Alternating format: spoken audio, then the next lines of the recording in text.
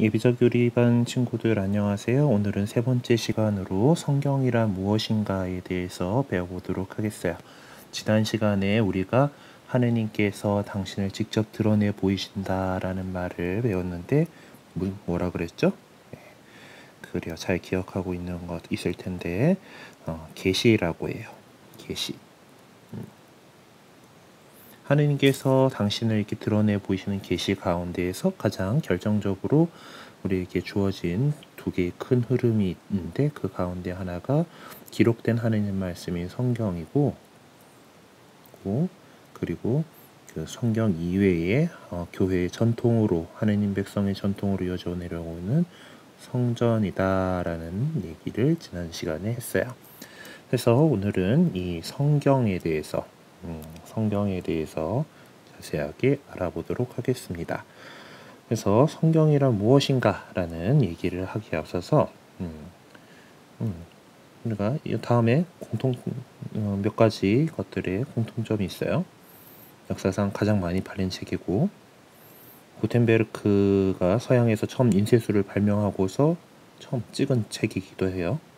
그리고 세계에서 가장 다양한 언어로 번역된 책이에요. 네, 뭐 짐작했겠지만 성경이 바로 이런 타이틀들을 가지고 있습니다. 그만큼 이제 이 인류 역사 안에서 참 중요한 책이 되죠. 사실 뭐 기독교 문화권인 유럽이 좀 요즘 세대의 19세기 이후로 세계의 패권을 차지한 영향도 있긴 해요. 어쨌든 하느님께서 우리 세상에 하느님께서라기보다 예수님께서 이 세상 모든 것까지 세상 땅 끝까지 복음을 전하라라는 말씀을 이제 이 세상에서 승천하시면서 남겼기 때문에 뭐 나중에 복음서를 읽다 보면 나오게 될 거예요. 그렇기 때문에 우리는 성경 말씀을 토대로 이 세상에 하느님 말씀을 이렇게 전하려고 노력하다 보니까 이렇게 역사상 가장 많이 팔린 책이기도 하고 가장 다양한 언어로도 번역된 책이기도 합니다. 자, 그럼 성경이 무슨 뜻이냐? 성경은 거룩할 성자에다가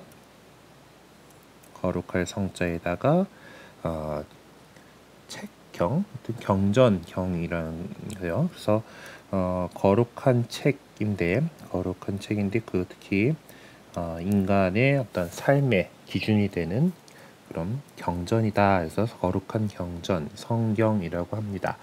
사실 원래 성경이라고 하는 거는 모든 종교마다 어떤 갖고 있는 성현들이나 뭐든 신의 가르침을 기록한 책들, 경전을 이야기할 때 사용하는 말인데 오늘날에는 이제 거의 우리 그리스도교의 성경만을 얘기하는 그런 식으로 활용이 되고 있어요. 아무튼 그래서 그 유교 안에 보면은 사서 3경이나 사서 5경이나 이런 경전들에 대한 얘기를 하죠. 4가지 책과 3가지든지 5가지 경전, 뭐 사람마다 분류하는 것마다 다른데 아무튼 그런 경전들을 말하는 거예요. 그래서 거룩한 책이다라는 그런 뜻으로는 보통 이제 성서라는 책 서자를 써가지고 성서라고 표현하기도 해요. 그러니까 성경과 성서는 어차피 같은 말이에요. 그래서 그렇지만은 이 성경이 우리에게 우리 인간이 삶의 기준으로 삶을 만한 하느님의 가르침을 담고 있다라는 의미에서 경전을 의미하는 경자를 써서 책 경자를 써서 성경이라고 요즘 부르고 있습니다. 영어로는 The Holy Bible인 홀리는 거룩한 성자에 해당하는 거고 바이블은 뭐 지금은 바이블 하면 이제 성경 이렇게 됐지만은 사실 이 단어는 히란말 그러니까 그리스 말 비블로스라고 하는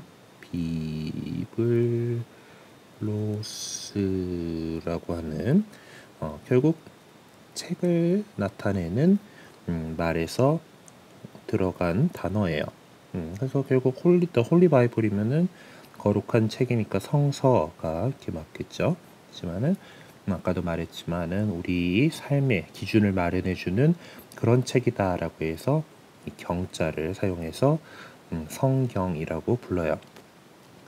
네, 성경은 이제 크게 두 가지로 구분을 하게 되는데 바로 구약 성경과 신약 성경입니다. 구약 성경은 이제 그 예수님 탄생 이전에 하느님께서 이스라엘 백성에게 이렇게 준 구원의 약속을 기록하고 있는 책이에요. 예수님 오기 이전의 거고, 그렇기 때문에 이 책은 우리 그리스도교가 사용하고요. 당연히 우리 그리스도교가 나온 유대교가 사용하고 이슬람교는 그래도 권위를 갖고 봐요. 어쨌든 뭐 이렇게 사용을 하고 있어요. 그리고 신약 성경은 이제 하느님께서 이제 예수님을 통해서 인간에게 새롭게 하신 약속을 담고 있는 책인데, 요거는 유대교에서 예수님을 메시아로 인정하지 않기 때문에, 구세주로 인정하지 않기 때문에 그쪽에서는 당연히 신약은 경전의 성경에 해당하는 게 아니겠죠. 우리 그리스도교에서는 신약이 또 중요한 그런 우리에게 주신 기쁜 소식이 되는 거죠. 그래서 이거는 그리스도교만 사용하고 있어요.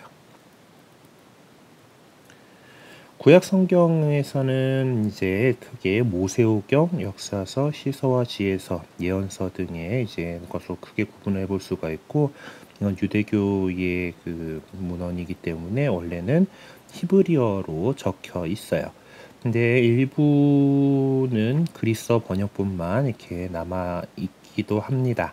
우리 가톨릭 교회는 이제 유대교가 쓰고 있던 유대교도들 가운데에서 이제 그리스어를 사용하던 사람들이 쓰고 있던 70인역 성경이라고 하는 구약 성경의 번역본, 그리스어 번역본에서 유래한 이제 뭐 라틴말 번역본인 불가타역이라고 하는, 또 너무 어려운 것들이어서 뭐 바로 지금 이해해둘 필요는 없긴 한데, 어쨌든 그런 번역본에서 갖고 있던 목록을 가지고 구약 성경을 해서, 우리 구약 성경은 우리 가톨릭 교회에서는 46권이 구약 성경으로 인정이 되고 있어요.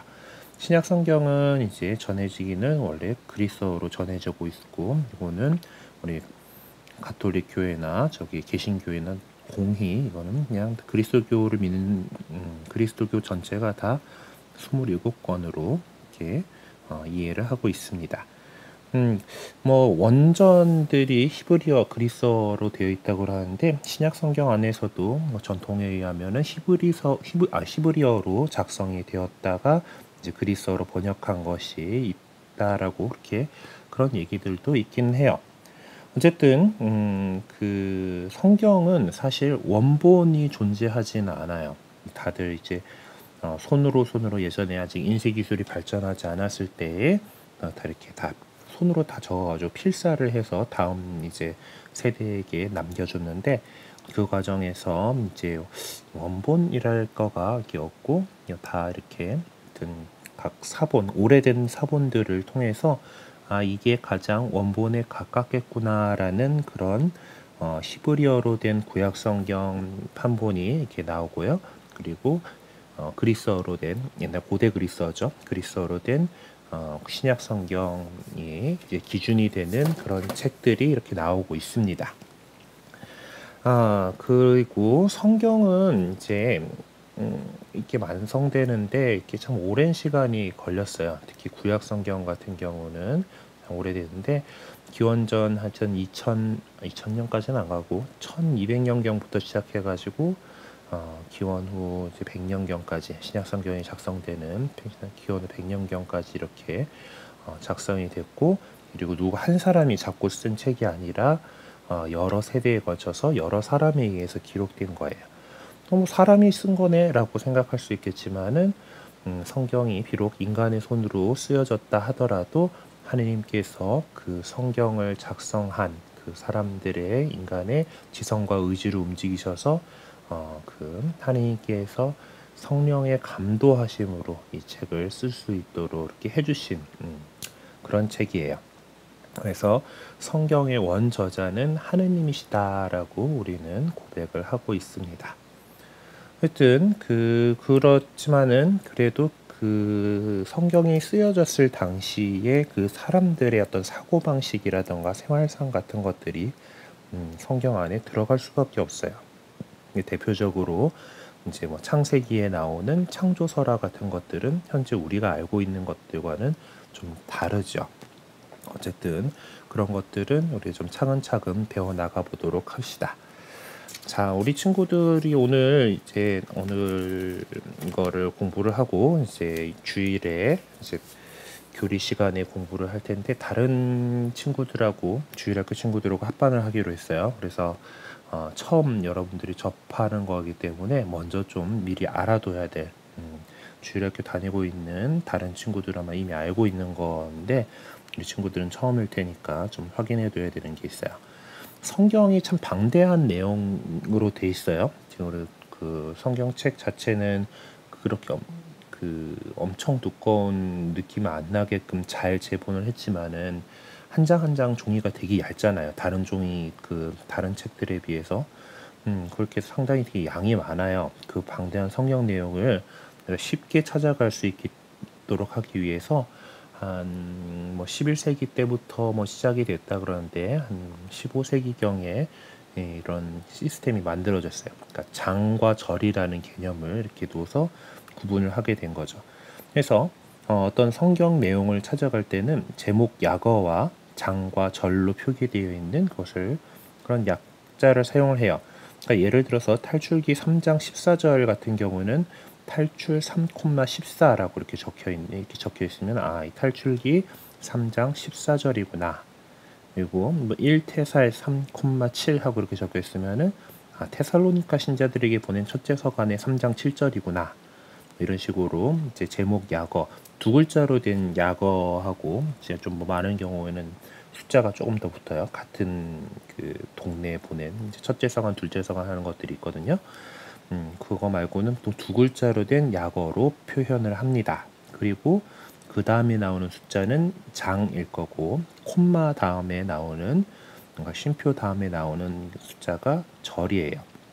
몇 절에서 몇 절 이렇게 하게 되면은 그 절 사이에 이제 하이픈을 넣어서 이렇게 표현하죠. 요한복음 10장 7절에서 18절이면은 요한 10,7 이게 하이픈 18 하고 이렇게 딱 적게 돼요.